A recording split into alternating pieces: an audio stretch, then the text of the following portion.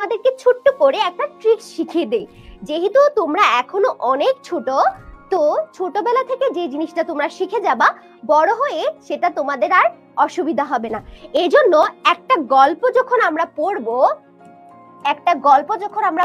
সেই গল্পটা আমরা কিভাবে পড়বো? একটা গল্প বা কবিতা পড়ার আগে শুরুতে আমরা কবি পরিচিতিটা একটু করে মুখস্থ করে নিব। কবি পরিচিতি। তারপর আমরা পড়বো কি বলতো?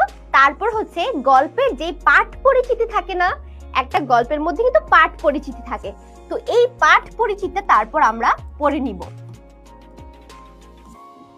পাঠ পরিচিতি। তারপর আমরা পড়ে নিব আমাদের বইয়ের শব্দার্থগুলো। কি পড়বো বলতো? শব্দার্থগুলো।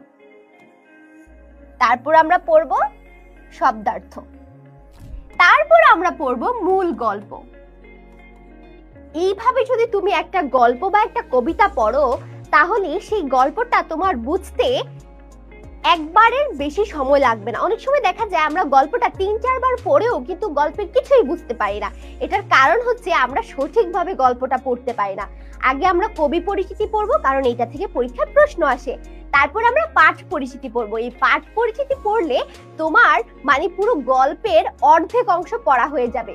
তারপর আমরা শব্দার্থ পড়বো, তারপর আমরা গল্পটা পড়বো। তাহলে দেখবা ইজিলি তোমরা গল্পটা বুঝতে পারতেছো। এজন্য শুরুতে গল্পে যাওয়ার আগেই আমরা